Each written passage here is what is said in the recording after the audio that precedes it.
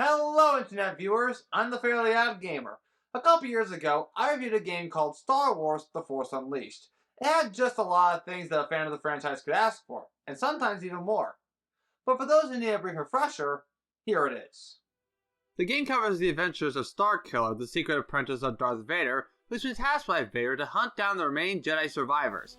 However, after being betrayed by his master, Starkiller then turns to the light side as he reunites with his former adversaries, therefore helping the Rebel Alliance before confronting his past. Also, I'd recommend watching the review if you want to hear my full thoughts on the game. With the original game being a huge success, it's no surprise that it ended up warranting a sequel released 2 years after the original.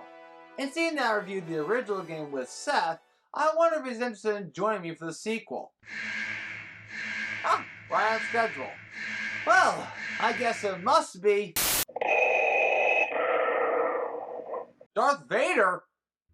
No, that's not true. That's impossible. Wait a minute. There we go. Recognize me now? I should have known.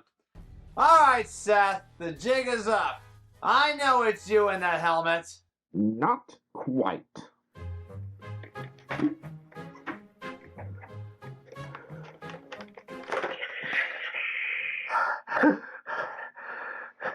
I can't breathe in this thing.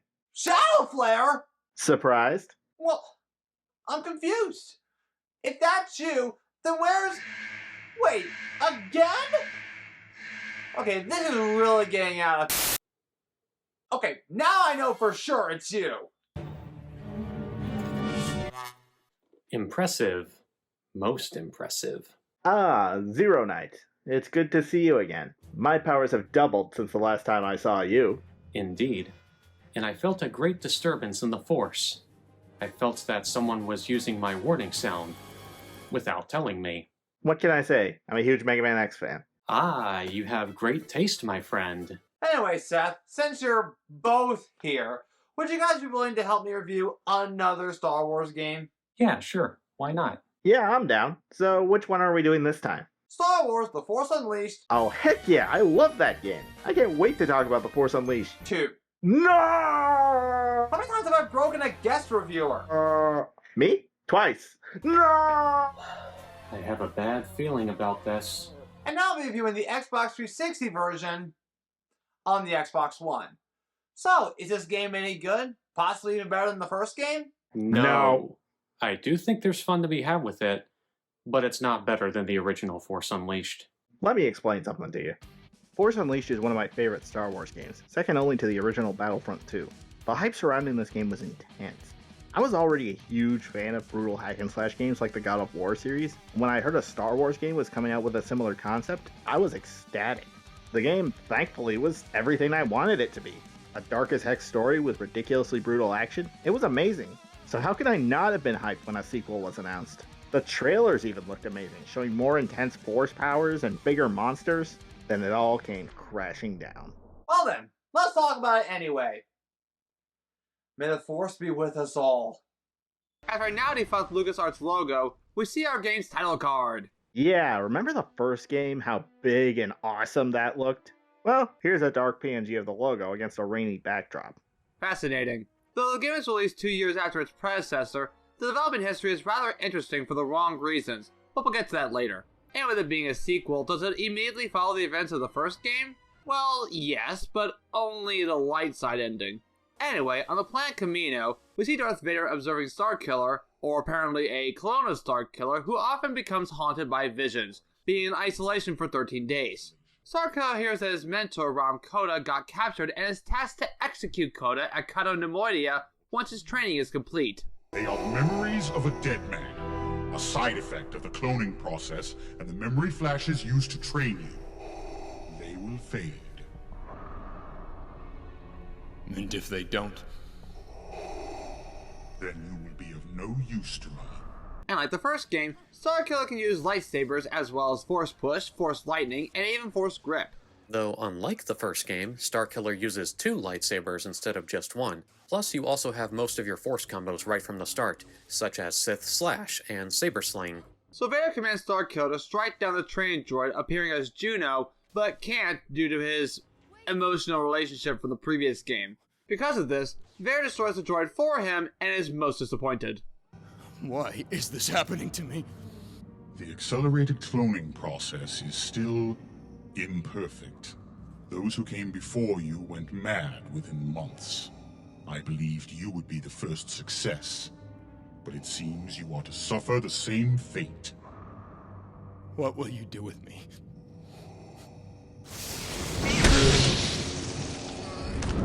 So because he saw that vision, Starkiller anticipates Vader's betrayal and attacks him with Force Lightning. He then breaks through a wall as he starts the escape from the cloning facility, which is the first level of the game. After free-falling while pushing away obstacles in your path, and somehow getting achievement from it, you then fight incoming stormtroopers. It's also here where you first get the ability to dash, perform a double jump, block enemy attacks, and grapple your enemies like before.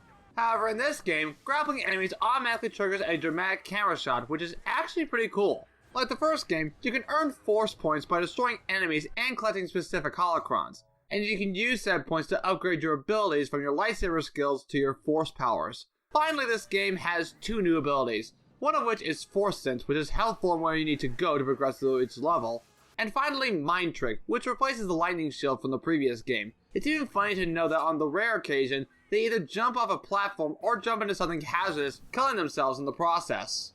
You don't want to hurt me. I'm your friend. Also this. Those are not your friends. So basically, Who are you people? I also really love the many different lines that were recorded for this power. There's just something really funny about the way Sam Witwer says them when using the mind trick. it's also here where you first encounter these giant droids that spew out carbonite. They are annoying at first, but it's easier to defeat them by using Force Grip on the shield to remove its protection before attacking said droid until it dies. Or you can land the final blow by means of quick time events. Yes, they are back in this game, and expect to see them a lot. Also from the previous game are Jedi holocrons, which are now color-coded to let you know what you get for collecting them. Green ones upgrade your health meter, while blue ones upgrade your force meter. Also, the yellow ones earn you more experience points that are needed to upgrade your abilities. There are even 1 or 2 times in which Starkiller has to, once again, master the art of the Joestar family's secret technique. Hey, remember in the first game in which you had to use Force Grip on these TIE fighters that you probably had a lot of trouble with? Well, somehow you start doing this on the first level. Well, look on the bright side, at least they stop respawning when you destroy that tower. And finally, by pressing both control sticks at the same time, you'll be able to activate Rage of the Gods, I mean Force Fury. This temporarily gives Starkiller enhanced force powers and lightsaber attacks. As Darth Vader approaches Starkiller, Starkiller flies out to Camino by stealing the TIE advance, making Vader very angry. And flies to Cato Nemoidia, where Jedi Master Ram Koda, yeah, remember him, is being held prisoner by Baron Tarko and is forced to fight endless monsters in an arena. You're running out of executioners, Baron. Tarko then notices the TIE advance approaching, believing Darth Vader to be on board, but is surprised to see Starkiller arrive instead. What are the Imperial security codes for this sector? The security codes. Kill him.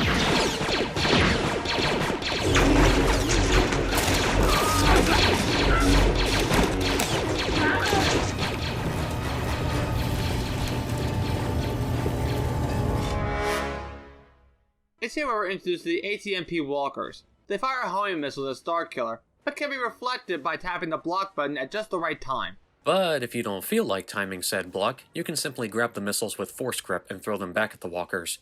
Furthermore, we're also introduced to Sith acolytes. These guys will resist your force powers, and you're encouraged to instead use your lightsaber combos to attack them. After fighting more enemies and proceeding through the Eastern Arc, Starkiller gets another flashback and remembers the ability to use saber throw. As the name implies, it allows Starkiller to throw his lightsabers at enemies. There are also these red bears that can only be broken down using a quick time event with force grip.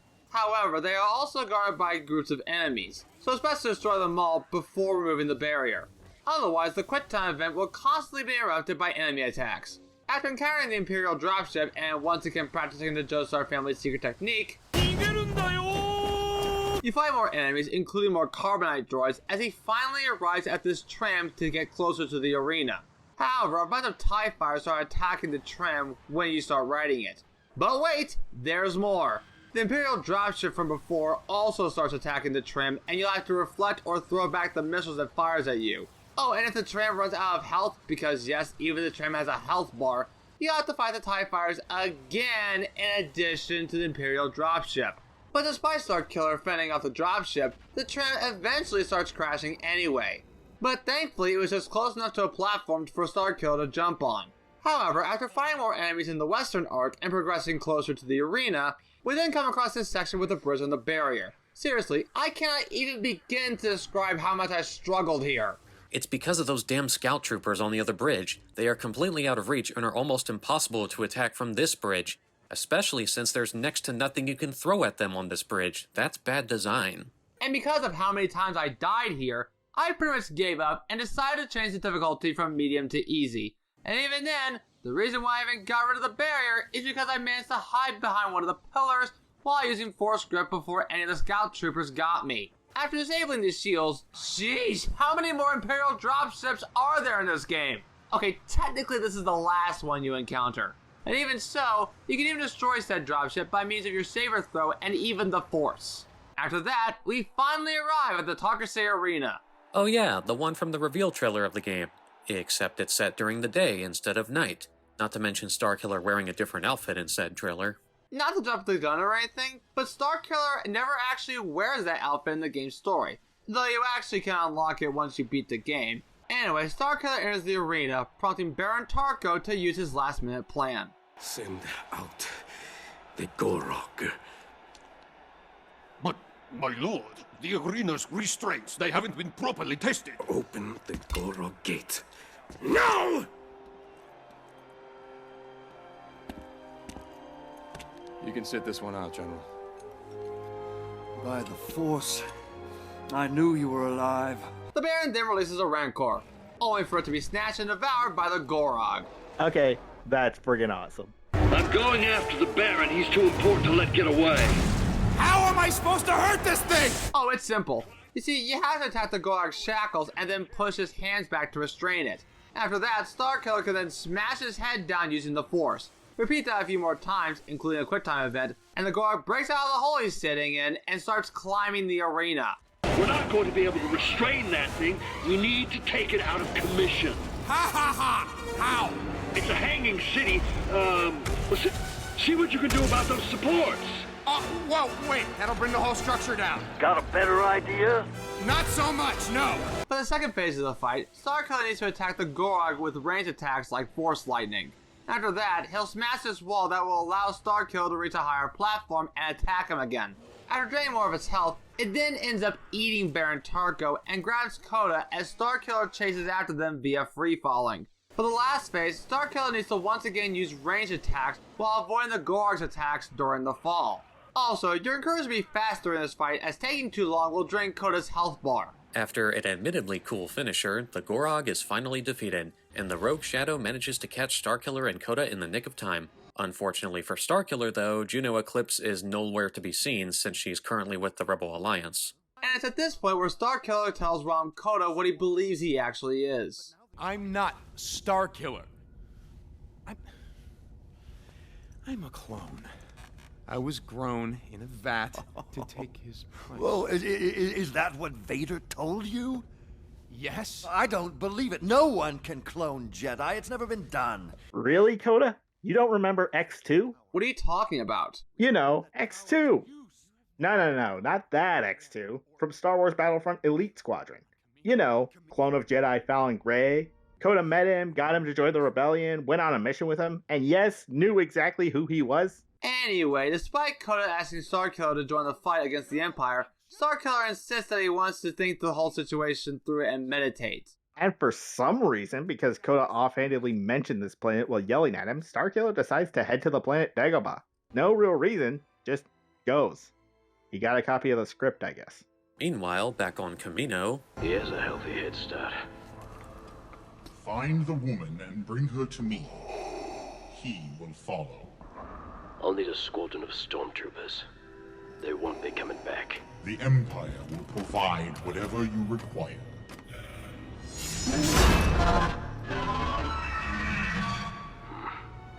They'll do.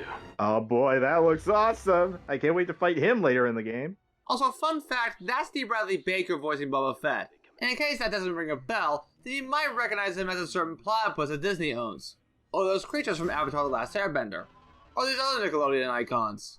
Personally, though, I first heard his name when he voiced the Clone Troopers in Star Wars The Clone Wars, and I'm pretty sure that's why he's voicing Boba Fett, considering what Fett's backstory is. Anyway, Starkiller lands on Dagobah, and there are absolutely no enemies to fight here. Just some holocrons to collect and objects to lift with the Force. And there seems to be no sign of intelligent life anywhere. Yeah, about that. You guard this place? No, only a watcher am I now. Then you'll let me pass. Brought you here, the galaxy has. Your path, clearly, this is. You know what I'm looking for. Something lost. A part of yourself, perhaps.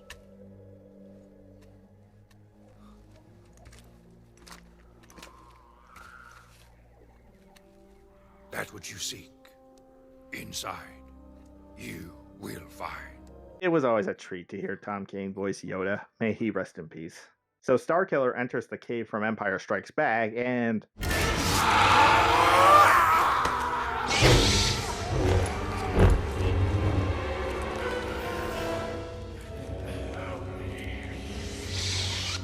So after that sudden jump scare, Starkiller then sees a vision of Juno Eclipse getting captured. Whoa, that's intense. I mean, what could Yoda even say to Starkiller to justify such horrific imagery? What you have seen, follow it. You must.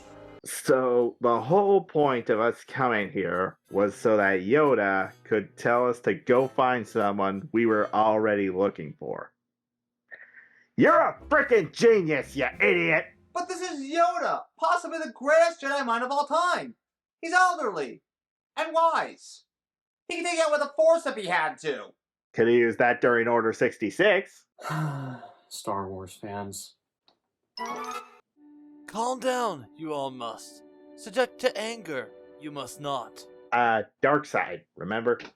I'm more of a gray Jedi myself. And I'm more of a Padawan. I guess you could say I'm a slow learner. Fair enough. But do remember, different opinions everyone has. Respectful, you must be. Very well spoken, like a true Jedi. Wait a minute, why is Hux talking like Yoda? A good question, that is. Remember what happened last time? I do not. Did you wish that Hux could talk like Yoda off screen? No? Oh, sorry I am, dude. Made a wish on my own, I have. Is he allowed to do that? Hux, you can't just borrow my wand without permission. Again, apologize I do. But find you earlier, I could not. Otherwise, asked you first, I would have. Alright, Hux, let's fix you up. I wish the Hux can talk normally again. Ugh. Thanks, gamer. Grateful I am. Wait, it didn't work? Oh, I knew I should have fixed. I'm just joking. Anyway, good luck with the rest of the video. Later, dudes! He's got a bit of a dark side. I like him. I heard that. Anyway, Starkiller then leaves Dagobah and reunites with Coda as they board a rebel starship known as the Salvation. Starkiller then gives Coda an encrypted code cylinder that contains nav coordinates and schematics for the secret cloning facilities on Kamino. However, literally right after that happens, the Empire launches an attack on the rebel fleet. We have to reach the bridge! Nice delay there, Coda. But right as they reach the bridge, the damage was already done. Juno is missing and... Oh, hi, Proxy. Proxy? Master? I thought you were dead! Thinks she owed me a holocron, and there it is! Right there! Do they ever explain how they brought Proxy back? Maybe he hit himself while he tried to repair himself? Juno! Where's Juno? I don't know. The Imperials must have taken her towards Deck 7. The docking bay. Thank you for clarifying that. Order the attack, General! Master! Be careful. Hold it right there. Did Proxy just turn into Boba Fett? Ooh, more of that sweet build-up. Can't wait for that to pay off. Starkiller then encounters these tiny spider assassin droids. Spiders! And gets another flashback as he relearns Force Repulse. After that, we come across yet another enemy, Terror Troopers. Ladies and gentlemen, discount General Grievous. They're about as annoying as those Sith acolytes. Maybe even more annoying because they can stay invisible. But you can still defeat them by stunning them by means of Force Lightning or Mind Trick. It's also here where you can move these fuses into these slots and use Force Lightning to operate said fuses to open doors. There's Boba Fett taking Juno away. Let's go get him! Also a great way to place a holocron game. You want me to sacrifice my life just to get more health? What irony! After a surprisingly easy platforming section, we come across this engine room with these blasts of red energy. And I'm gonna be honest, this is one of the main reasons why I think the Salvation is the worst level in the game. It's just so repetitive and it keeps reusing the same room type for multiple rooms. And just when you think it's over, the exact same room type comes back a few minutes later. And sure, you could argue that Kamino and Keitonamudia has the same problem, but those planets at least had more interesting architecture to look at. Here, it's a bunch of dark corridors and hallways with little to nothing going on. At least it's all worth it in the end when we finally catch up to Boba Fett and he flies away. No! Coda, they're gone. Send the order to attack or I will go without you! You cannot be serious. All that build-up, and that's all the Boba Fett action we get? Why, you stuck-up, half-witted, scruffy-looking nerfer! Who's scruffy looking? Whoa! Hang this! Good, use that. I can still hear you! You were supposed to. Enough! Can we please stop this tomfoolery and get back to the game already? As you wish. And now, Starkiller has to face a giant Terror Walker. Right off the bat, it has shields that make it invincible. I am invincible! How am I supposed to hurt this thing? That's more or less what I was thinking because I had no idea what I was supposed to do until Coda said, Use the Force to raise those reactor pylons. which is exactly what I did in order to make these shields go down. And then you can attack the Walker. But halfway through the fight, these fuses somehow pop out of place on their own and reactivates the Terror Walker shields. And I have to ask, how? Did the Empire somehow hack this room to force the fuses out of place? I know it's a video game, but it never made sense to me as to why they just pop out on their own. Well, remember what they said in The Simpsons? A wizard did it. Anyway, after putting said fuses back into place, Starkiller manages to damage the Walker further and hijacks it for a little ride. So, Force Unleashed 2 is now Crash of the Titans? But what the game doesn't tell you is that you're supposed to have it walk toward the reactor in order to finally destroy it for real. One giant extermination later, and we see that the Rebel fleet then launches the attack on Kamino. This results in Starkiller needing to fight off Imperial troops boarding the Salvation. After that, oh my gosh, are you kidding me? We just went through some of these identical engine rooms earlier.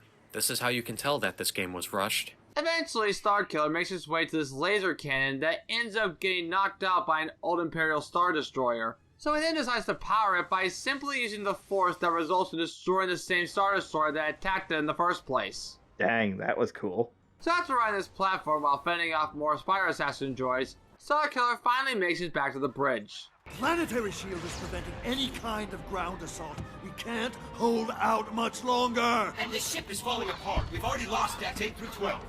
Head to the Rogue Shadow. I'm pretty sure those shields can't survive a direct hit from a cruiser. Abandon ship! Abandon ship! Starkiller then decides to take out the Empire's defenses on Camino via holy crap amazing scene. Bad feeling about this? He said the thing. You know, the one line that's said very frequently in most Star Wars media. After some free-falling, Starkiller returns to Camino with style. Superhero landing! He then destroys these turrets with the Force, and we get a very clever nod to The Empire Strikes Back. Rebel troops have entered the base. Rebel troops have entered the... I understood that reference. Starkiller then proceeds to help Coda by stopping these scout troopers and throwing TIE fighters at these Imperial dropships. After reuniting with Coda via the Force and this broken bridge, Starkiller then proceeds into the clone facility. Get used to this area, by the way, because you're going to see yet even more identical rooms from this point onward. Huh, this looks familiar. Yes, it does. Just like when we were aboard the Salvation. So after a whole lot of platforming and moving these platforms up and down with the Force, Starkiller then enters a very ominous and dark hallway. And why is the camera so close to Starkiller? Is it Star Wars or Resident Evil? I actually really love this section. It has a dark and moody atmosphere accompanied wonderfully by Padme's ruminations as Starkiller is haunted by visions of his past and voices in his head. Then suddenly...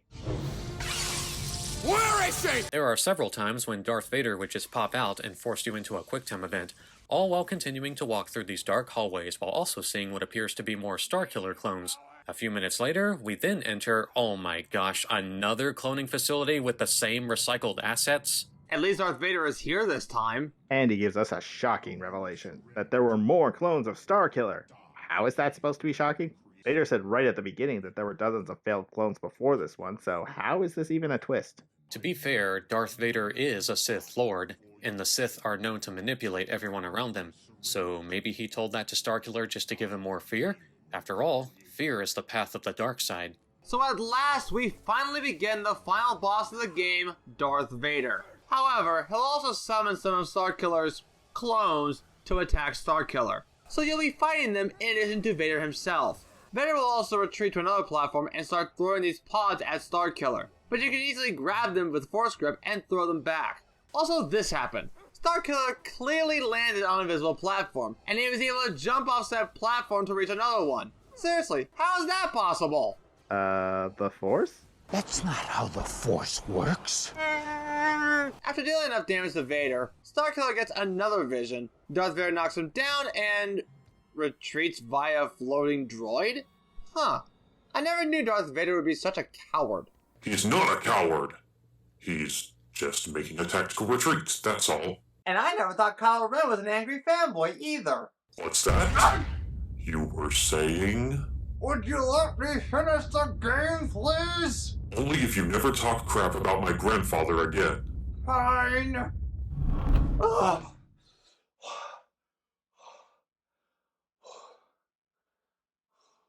Now, where was I? Oh, right. So Starkiller chases after Darth Vader and finally manages to find Juno. But Vader uses that to his advantage and starts choking Juno. Bow before me, or she dies. Wait!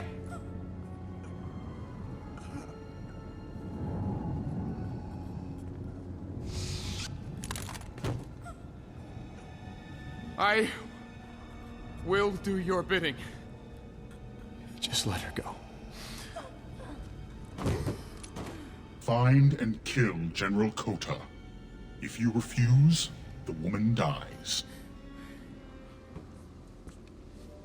You will return to me and give yourself to the dark side.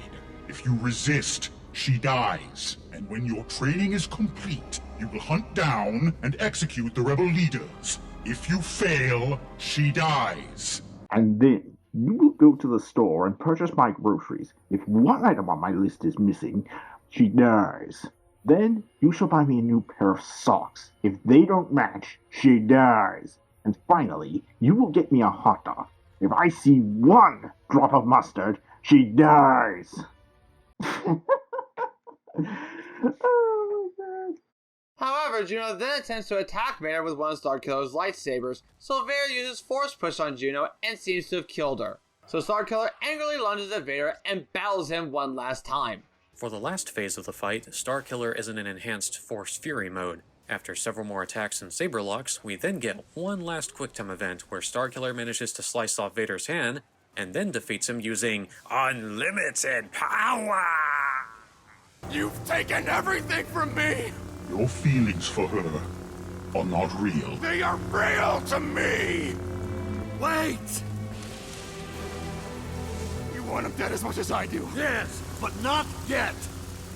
Not until he's told us the Empire's secrets. So unlike the first game in which your chosen path determines the final boss, the game has you choose your ending with a touch of a button. Well, at least it's as exciting as the rest of the game. If you choose the light side ending, or rather have the game do it for you if you don't press anything, Starkiller will spare Vader's life and allow Kodo to take him prisoner. It's also here where we find out that Juno wasn't killed after all. We're alive. Also, Princess Leia is in this game. May the Force be with you. After boarding the Rogue Shadow, Starkiller then visits the captured Darth Vader to confront him one last time. Maybe Koda's right. Maybe this is all a trick, a way to get me so confused that I'd forget who I really am and become your slave again. But either way, I let you live.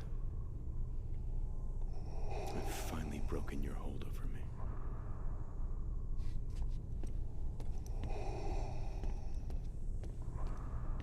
As long as she lives, I will always control you. The game ends with the Rogue Shadow jumping to light speed, only for it to be secretly followed by the Slave One. And unfortunately, we're never going to find out what happens next, since this was the last internally developed game at LucasArts. Thanks, Disney! Boy, this game is going out of its way to cheese me off. And that concludes the story mode for this game. Or does it? But if you choose the dark side, we see Starkiller about to land the final blow on Vader, when suddenly... Oh darn it, not again! So not only does a mysterious Sith take out Starkiller, but also Koda and the other rebels Belmont style. It gets better. Vader reveals he lied when he told Starkiller the cloning process hadn't been perfected yet, and this new Sith is actually a dark clone of Starkiller. What a twist! Do you want to try to explain this one, or should I? I'll do my best to explain. The game also has these distant thunder cutscenes that are unlocked after completing each of the challenges, which we'll get to later. And the cutscenes show that Vader had the body of the real Starkiller and tried to make clones out of them, with the latest one being the Dark Starkiller we've just seen. So Vader tells the Dark Starkiller to take the Starfighter, scout the far reaches of the galaxy, and wipe out the last of the rebels. So where the heck was the Dark Starkiller during the light side ending? Was he asleep in this timeline? Was he hiding? If he was hiding, maybe he was the one who informed Boba Fett of Vader's capture. And that's how the Dark Path ends. Unless, of course, you bought the DLC. So let's talk about said DLC, the Battle of Endor. In this level, you play as the Dark Apprentice during said battle during an alternate timeline of Return of the Jedi. The rebels must be stopped before they can destroy the shield generator. Leave no survivors. Understood, my master. There will be no one to stop us this time. Yes, my master. After landing on the planet below, the Dark Apprentice then proceeds to cut down every rebel soldier that dares to stand in his way. And he also slaughters all the Ewoks in a nearby village. If you use a grapple on them, you can even have him punt them like a friggin' soccer ball. Look at him go! God, I really do have problems, don't I? But right before reaching the Death Star's shield generator, we see it being guarded by Han Solo and Chewbacca, the latter being in a stolen AT-ST that you then have to fight. All while Han Solo shoots missiles at the Dark Apprentice in the background. After dealing enough damage to the AT-ST, he pulls Chewie out of the walker and then uses Chewie as a literal meat shield. Honestly, I feel bad having to kill off Chewie because, well, I like Chewbacca. Such is the path you walk when you choose the dark side, young one. Everyone dies. For example, Han Solo. Take that, Kylo Ren. What was that? Nothing. It's nothing. It better be. Why do I keep underestimating you? After entering the Death Star shield generator, we see that it's way bigger than its appearance from the actual movie. It has one giant bottomless pit and several walkways between these giant electric pillars. I also want to mention that despite the Dark Apprentice clearly being with the Galactic Empire, the stormtroopers in the area are still attacking him. Why? I know Darth Vader said earlier to leave no survivors, but I don't think he was referring to both Imperials and Rebels alike, unlike what he said in the first game. Or maybe it's because he threw that Imperial shuttle at some trees earlier. Maybe a scout trooper witnessed that incident and said something like, "Hey, that was my favorite shuttle. Blast him!" No, not Commander Wilhelm! After destroying every soldier in his path, the Dark Apprentice enters the center of the Death Star steel generator and finds Princess Leia. I don't know why you even bother.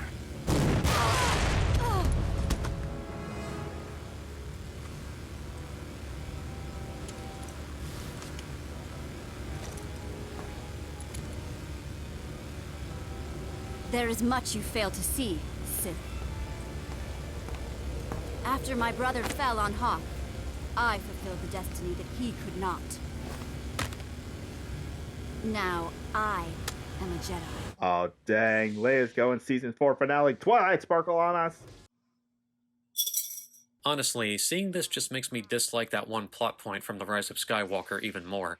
Also, Leia implies that Luke either fell to the dark side or was killed during the Battle of Hoth. So maybe the Hoth level from the first game still happened in this timeline? Only it's the Dark Apprentice who fights while Darth Vader is still alive? The longer you think about it, the less sense it makes. And furthermore, despite this being a fun fight, I actually feel bad about attacking Leia purely because of the sound she makes when she gets hurt. After dealing some damage, Leia attacks you with this Crash Bandicoot puzzle. You have to destroy these power conduits, I think. The battle continues on the rooftop, and it turns out you can fail at these quick time events unlike the first game. Some of them. And like Han Solo, the Dark Apprentice kills Princess Leia. Meanwhile, aboard the Death Star, we see the Emperor's only appearance in this game. He then reveals that he knows about Darth Vader's plan to overthrow him with the help of his Dark Apprentice. And right as Vader ignites his lightsaber, the Emperor attacks and disarms him, and then orders his troops to kill the Dark Apprentice. One last scene with the Apprentice meditating, and the DLC level ends. That's it. A cliffhanger. No proper dark side ending for this timeline either. Well, that was anticlimactic. Anyway, on to the challenge mode! There's a total of 10 challenges in the game, each with a time limit or timer depending on the challenge itself. First we have the combat trials, in which you have to mash the right button combinations in the correct order 26 times without messing up. Then we have the Camino drill grounds. Don't let any of the stormtroopers escape or it's game over. The Deadly Path trial has you traverse high-end platforming to reach the portal before time runs out. After that, Starkiller must face a deflection trial, in which you have to deflect enemy projectiles in order to defeat said enemies. In the retrieval trial, you have to collect the holotron and run back to the start. Domination trial has you defeat enemies while trying to maintain control of this green circle in the middle of the stage. Terror trial has you defeat Morse troopers and spiders, only with terror in the name. In the cloning Spire trial, you have to destroy every clone capsule before time expires. Okay, now we get to the more difficult challenge stages. You know how much I don't like these Scout Troopers? Well, you're gonna hate them even more in the Scout Trooper trial. All you have to do is find all 5 holocrons while trying to avoid any Scout Trooper attacks. Sounds easy, but these Scout Troopers will make you remember them in an unpleasurable way.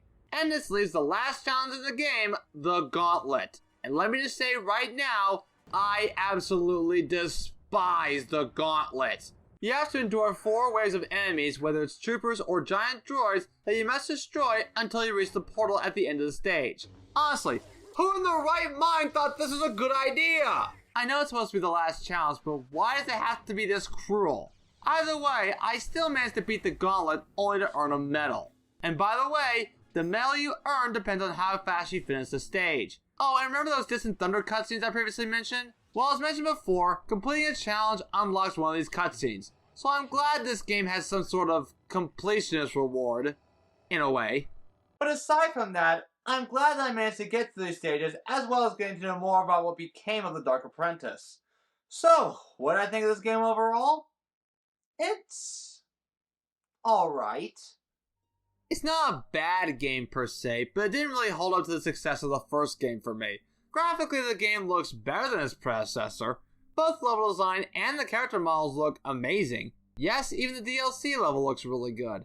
And it's also great to hear some of the actors from the previous game like Sam Witwer, Matt Sloan, Cully Fredrickson, and even Tom Kane, God bless him. Plus the John Williams-like score gives it the similar feel to the movies. When it comes to the gameplay, it's alright. There are a couple things that I'm not much a fan of, but at least the developers were trying, even if it is rushed. The basic gameplay is similar to the first, and I like some of the new power-ups like the mind trick. That's really fun to use. Overall, Force Unleashed 2 is an okay game. And don't get me wrong, there are some things in this game that I like, but I feel like the overall execution wasn't really good. But if you like it, then please feel free to play it. There might be something you've seen that I've missed. This is actually the first video game that I was initially excited for, only to be disappointed with the game that was released. It's not a bad game, there's clearly stuff to enjoy about it, such as the lightsaber combat, and I do like some of the costumes in the game, but it has way less overall content than the first game. Less levels, less enemies, less costumes, heck, even less playable characters. My biggest disappointment with this game is that Starkiller is the only playable character in the game. Why? Why couldn't we have another level where you play as Darth Vader? Or why not a level where you play as Rom Koda? Or heck, why not a free mode that lets you replay previously finished levels as either of those characters? And I know why this game has less content, it's because it was clearly rushed. From what I've heard, this entire game was only made in 9 months. Yeah, not a lot of time to make a video game, let alone a sequel with more content than the previous game. And that's impressive considering that this game has way better graphics than the first game. In fact, you can tell the game was rushed because of all those repeated assets used during the game's levels, especially on board the Salvation and the last visit to Camino. I can only recommend this game to some of the most die-hard Star Wars fans who really loved the first game and just want more of it, even if it's not that much more. Either way, I can only recommend approaching this game with caution. I will say there is a Wii version of The Force Unleashed 2, but the most interesting thing about that version is its multiplayer mode that actually does have multiple playable characters, so that's the only way I can play as Darth Vader in The Force Unleashed 2. Well, without mods for the PC version anyway. Oh, and there is a DS version as well, but that version has even less content than either of the console versions, so yeah, ignore that one. Force Unleashed 2 is like the Sonic Forces of Star Wars games. On paper, it seems like it does all the right things to up the ante from the first game, but so many ideas are too undercooked to really land properly.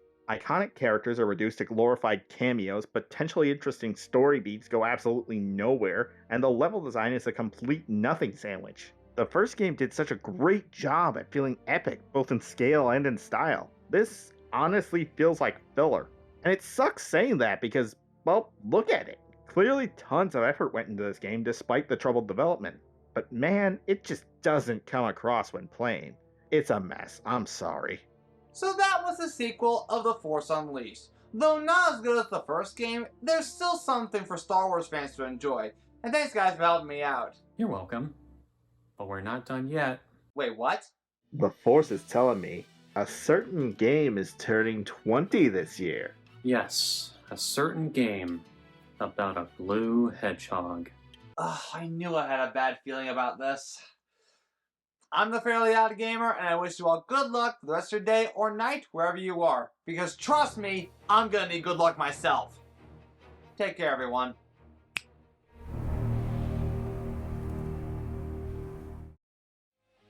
Please support the channel whether on Patreon or YouTube, like Luke Jeffers, Johnny Gallagher, Squidward Tentacles 1997, Shadow and Friends Gaming, and Big Money 2112.